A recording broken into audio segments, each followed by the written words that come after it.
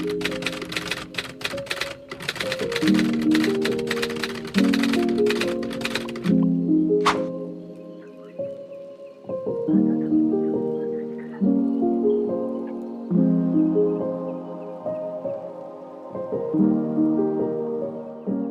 guys, welcome back to my channel. Today I'm going to do my reading wrap up for September, which I do believe is actually the best month I've had all year. I had so many good books. So many good books. It's hard to even comprehend how, let's just jump straight into the books I've read because there are just so many good ones and I need to speak about them because my brain's so happy.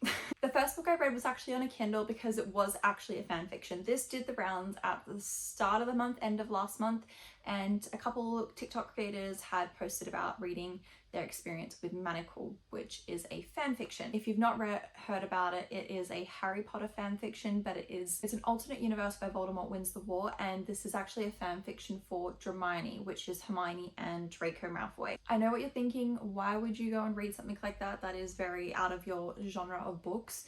Yes it is, and boy was I glad that I did go read it because it only took one person crying on their TikTok for me to think, yeah, that's something that I want to read. I did actually download it through AO3, which I've never been an AO3 girly. I was always a Wattpad girly when I first started reading, and this was my first time reading an AO3 book. I understand now. AO3 is the supreme, it's the supreme app. The first thing I want to say before I start even going into this book is you need to check trigger warnings. If you are someone who has to check trigger warnings, I would still suggest people who don't check trigger warnings just to read through them because this book is based around Harry Potter meets The Handmaid's Tale. Are you okay, baby? You have a big dream.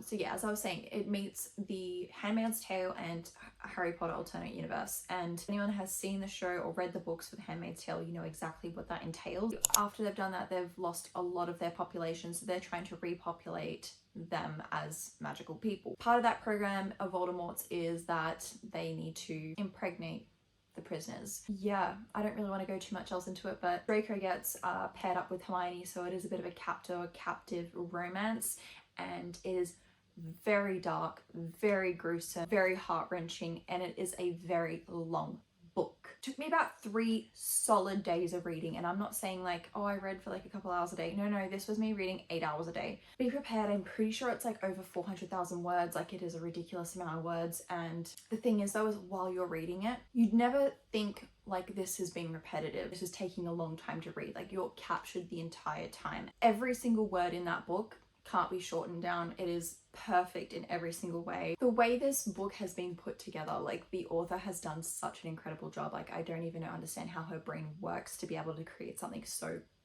amazing. Yeah, it's incredible. I've never read something quite like it where it makes you fully depressed, but it also makes you so happy at the same time.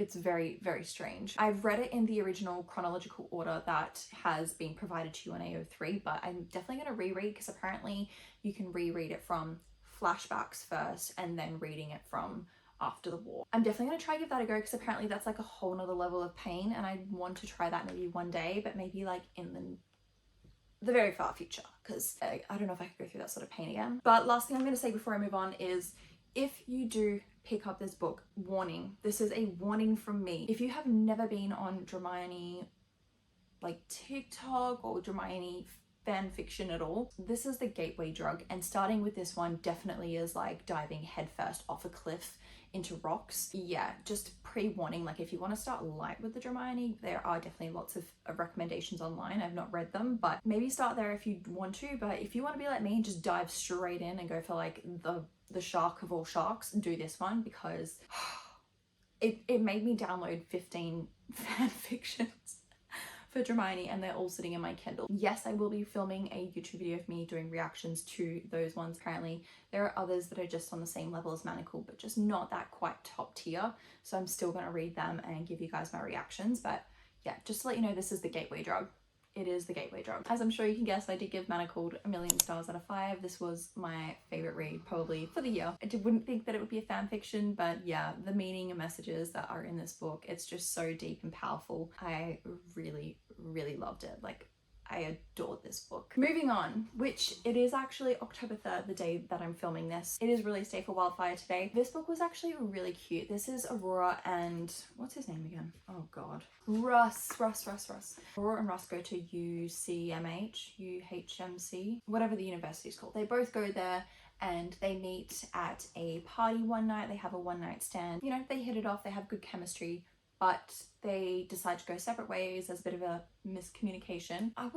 They didn't even really communicate. That was the issue. Miscommunication, but not communicating. Then they found themselves working together at a summer camp during their holidays. So that's like the premise of the start of the book. There is a slight forbiddenness because the staff aren't allowed to be together or, you know, mix up, because they just don't want to have that drama while everyone's working there over the summer. So there's like them working together, having like the summer camp vibes, the coziness. It's got the campfire, the marshmallows, the waterfalls. Like it's just like that sort of vibe. It's very cute. The only thing I would say about this, it's definitely way less spicy than Icebreaker. So if you're thinking that it's going to be that same level of spice, definitely not going to be. I really enjoyed the start of the book. It died off for me in the middle, and then the conflict at the end piqued my interest. I probably wasn't fully immersed in the book the entire time. I did get quite bored because I felt like they were just having conversations for no reason, and I'm like, oh, I mean, it sort of makes up for like at the end. It does relate to the end of the book, but I mean, I just got a little bit bored in the middle. Overall, I think it's quite cute.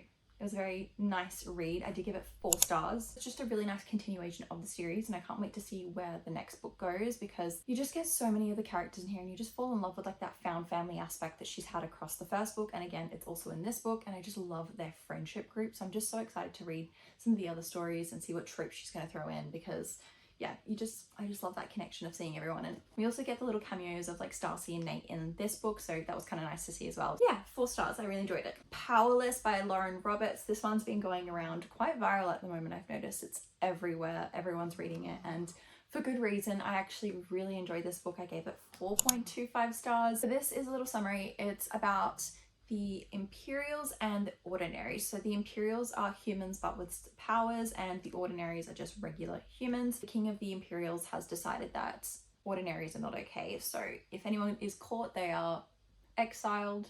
You definitely get the Hunger Games vibes from this, with Peyton and Kay just like her going into the royal kingdom, almost into their like castle that they're living in, and then going through like the trials, but they're also doing interviews and they're doing balls and they're dressing up in these beautiful outfits, and they've got to impress the audiences and the people who are watching the show. And someone did mention that the author might have got some inspiration from Red Queen, and I mean, I did read the first book like 4 years ago. I mean, I did maybe 3 years ago.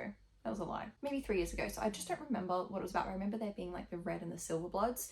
And I think that sort of like you get those similar vibes as well. Yeah, this was really fun. I think the male main character, which was Kai, he was just so ruthless but so funny. Like his inner dialogue was making me laugh. Take out people here and there, and then he would just be flirting with her the next minute. I also loved their connection like during the trials and like them protecting each other. Yeah, overall, like I didn't see that plot twist coming, but I know a lot of people have said that they did get the plot twist, but those are people who read fantasy quite a lot. So if you're a massive fantasy reader, you might just pick up on like certain things, and you know, you're just a little bit switched on with those sort of things.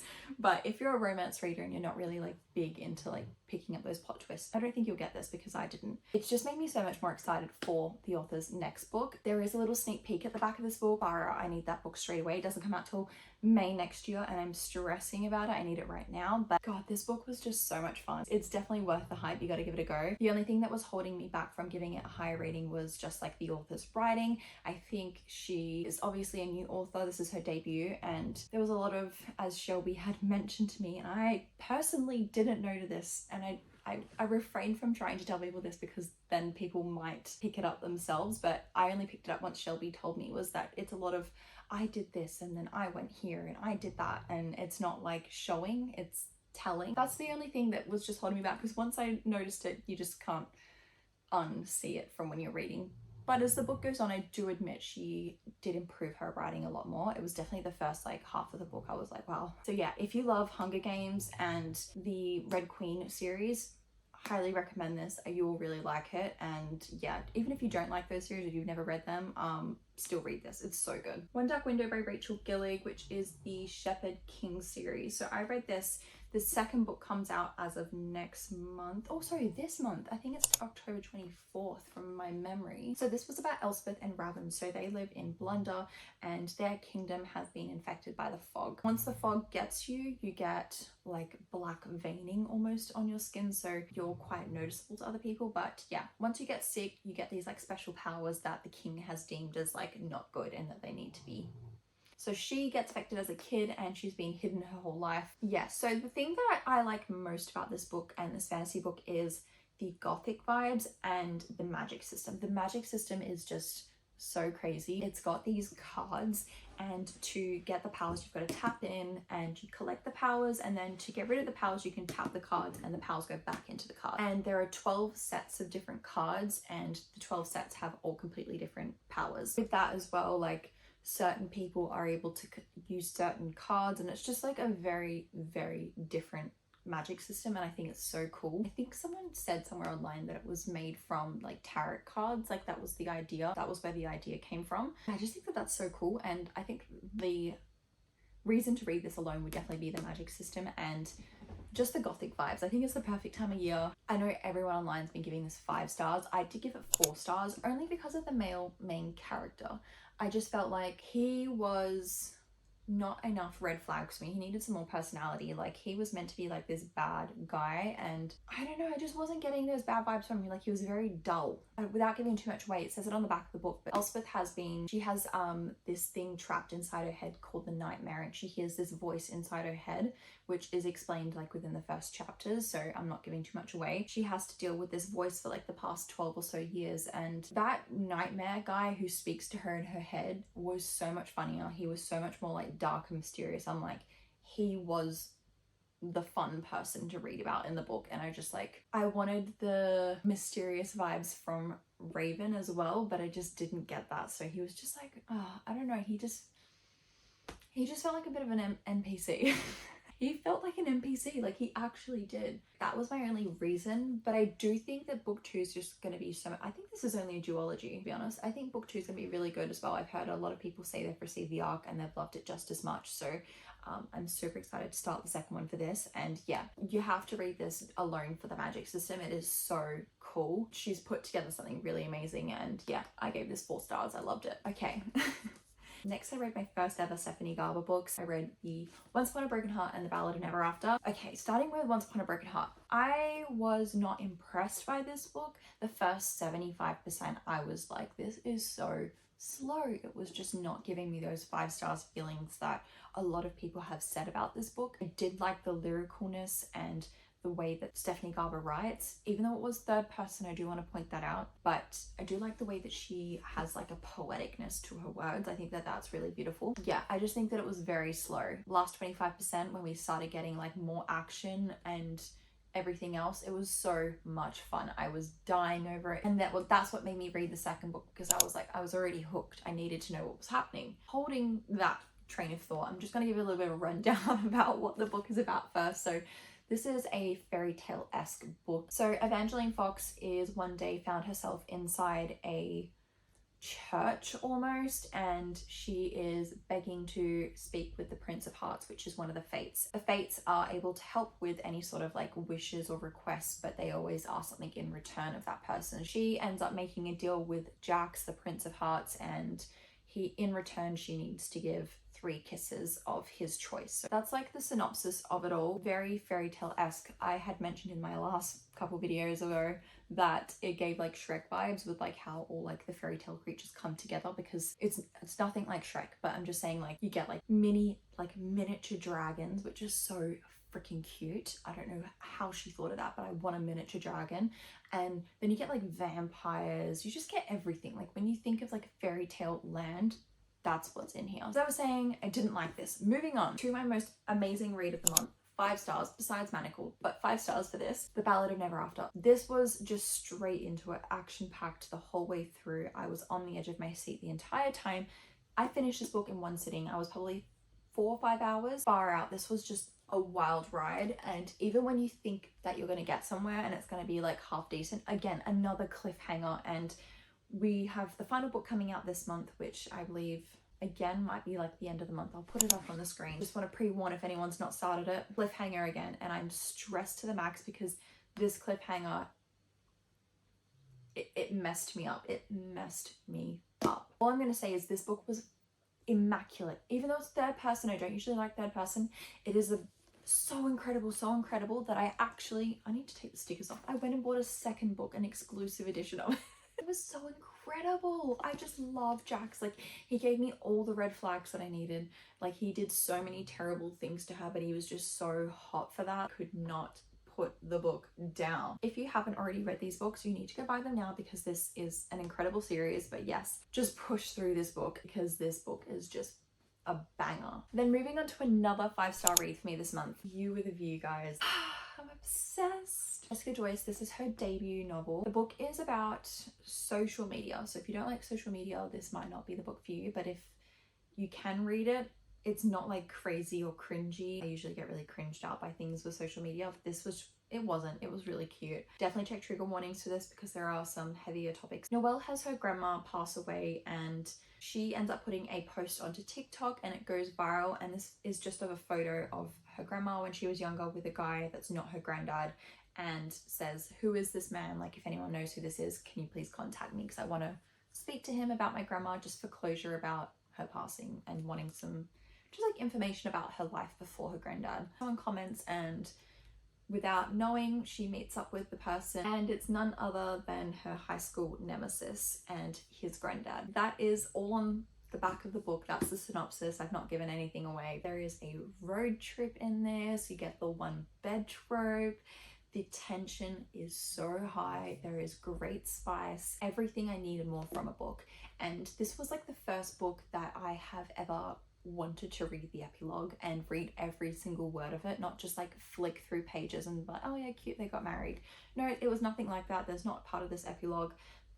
I just didn't want this to end. It was such an incredible book. The emotion and the connection that I had to the characters, just learning about their life, their grandparents, like what they do with their careers. I don't know, they just dive really deep into their emotions and you just feel this connection to them. I highly recommend this book. I feel like I've said that about every single book, but this book definitely had such a good month that I feel like I'm going to keep saying that I highly recommend these books. But trust me when I say, like, this is the best month I've ever had and you need to read all of the books I'm recommending to you. But yeah, I really did like the banter of this book. I feel like Noelle and Theo, he would give it to her, but she would give it right back, and then obviously he would just keep smirking at her because that was all he could do. Like, he was a grumpy man, but he knew that he liked her, so he was just smirking. I was just folding all the time. I kept folding for this man every single time. This is a book I wish I could reread for the first time again and just experience those emotions. I did cry, so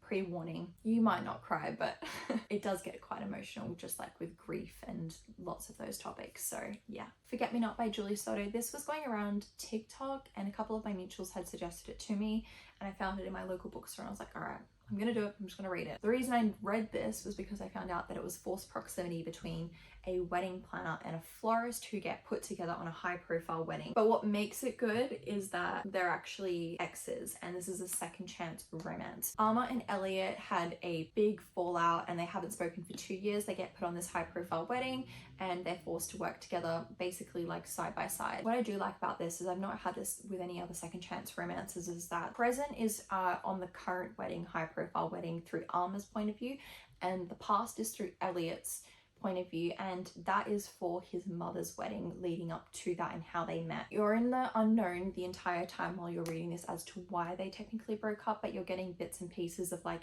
how she's feeling at the time, of like what she's going through and what he was going through when he first met her. And you definitely go through like the ups and downs of frustration with them both. It's a very angsty book. I don't know, I was just very frustrated at them both, but I really enjoyed it because I just love that sort of miscommunication almost. I mean, what I do love this might be a very niche trope to be honest, but I do love a man who has tattoos of flowers, and he has lots of tattoos, and he is a florist. Like, that is just a really nice combination. Like, you know, like he's like in touch with his feminine side, but he's also like really masculine. I love it. And do you know what's a crazy coincidence, guys? I read this book not knowing who Julie Soto was, And tying back to the first book I read this month, which was Manacled, she has a fan fiction. She's a fan fiction writer on AO3 for Hermione. I didn't know that when I read the book, not until I finished. And so I technically had already her books downloaded in my Kindle, and now I have to read them because I love this book so much. Like, the spice,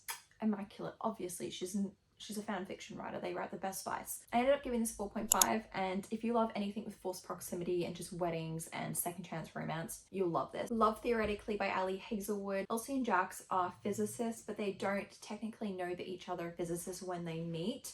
So she's actually fake dating Jack's brother, and they meet at a family function. His brother's just trying to get his family off his back, so that's why he hired her through a website to fake date her. When she gets there, obviously she meets Jax, and Jax, this broody guy who she's been told is a PE teacher or something like that. And yeah, so she goes for job interviews. She actually hasn't told either of them what her real job is. They think that she's a librarian.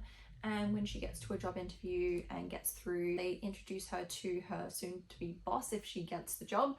And lo and behold, he is a experimentalist physicist and she is a theoretical physicist. When they see each other, they're a bit like, he thinks that she's lying to her brother, and he's getting really upset and very protective of his brother, and she's like, it's not what you think. So it starts out really bad, really messy, and yeah, it's got like that sort of forbiddenness because obviously it's like the temptation of your brother's girl. And obviously then you've got Ali Hazelwood's like smart brain being put through all this with all her STEM words that I don't even know how to pronounce half the things that are in here. And yeah, I love Ali Hazelwood's writing. I think she's so brilliant and she can put together something so well. I think this is definitely one of her better books. I think I love this more than Love on the Brain, maybe even more than The Love Hypothesis, but I can't really comment on that because I read that like 3 years ago. My taste has changed a lot. Anyway, I did really enjoy this still. I did think that this was still a cute romance. I did give it 4 stars. Quick, easy. Her writing is just so simple for my brain. It computes well. I love the rivalry between the theoretical and the experimental physicists. Definitely a slow burn, but once you get past that slow burn, yeah, the last 25% you'll really enjoy. And then the last book of the month, which I got as an ARC, which is the last book in the Chestnut Spring series, Hopeless. This is such a bittersweet feeling for me because if you guys know me, this series is my heart and soul. It is my bread and butter. I don't know. I'm a bit depressed, to be honest. I'm not gonna lie. I was trying to savor it, but I could not. I devoured this book. I ate it up, and it's really difficult for me to say because I think that Bo might overtake Daddy Cade, and that is crazy to say. I have given this a 5-star, and I think he's better. Like, Daddy Cade's like a single daddy, but like Bo is a daddy, you know what I mean? Like, he's just got that dom energy. Fuck. Bo is another level. Like, he's that man's mouth, I can't even. Anyway, so Bo is a ex-military man. He is a veteran, I believe. I don't know if veterans are people who retire because of injury. I don't really know. I'm not really smart with that type of thing. But anyway, he has been trying to get his family off his back, which obviously we know bits and pieces from like the other books if you've read them in the series. And he's just sick of trying to give them updates on his like health and well-being because he's not doing well, but he doesn't want them to know and stress them out. He ends up making a deal with the girl who is at the bar that he sees all the time, Bailey, and she's a lot younger. She's 22, he is 35 from my memory. So it is an age gap romance, as all of them are basically in the series. So he says, yeah, can you fake date me? You need help with your last name because you don't have a good reputation in town, and she's always struggling to get jobs, and all she wants to do is leave and get out and just start a new life. So he says, look, you need this help and I need my family off my back, so let's just make this deal and pretend that we're together, and that'll help you get a better credit if you marry me, and then I can also just get my family off my back and stop asking questions. Yeah, it is a fake engagement, and I love this book. You guys, it was so freaking good. The amount of tropes I have listed in my phone is crazy. I don't even want to give too much away because I feel like you just got to jump in with this book, and if you haven't already started this series, start with Flawless. You will become obsessed, and it just gets better. I mean, book 2 is definitely very up there. Book 3 was a bit of a miss for me. Book 4 and 5 now are awesome. Loved them. Elsie always lives up to the hype. I don't know, this woman's writing is just another level. Like, it never misses. She is so talented, and I will always recommend her books because I feel like she's just like one of those people that anyone's going to connect with, and I can't wait to get the physical book on my shelf like a trophy up there because yeah, it's not out till I believe October 10th or 11th from my memory. Yeah, I just can't believe I'm saying that Bo has overtaken Cade. Like, it's just crazy to me. Also, I did notice that Elsie said something about Harvey not getting his own book, which is kind of sad because Harvey is like the main character of the entire series. In this book, you get sort of like a resolution to him, and I love him as a character. He's just saying what we're all thinking at all times. Always so inappropriate at all the family dinners, and yeah, I love him. Love him so much. Those are all the 10 books I read this month. I had the best month of the year. This was just the most incredible month I've ever had. And I hope it continues with the next few months because there are so many book releases coming out in October. So let's just pray that we continue this. Thank you so much for watching, and I'll see you in the next video.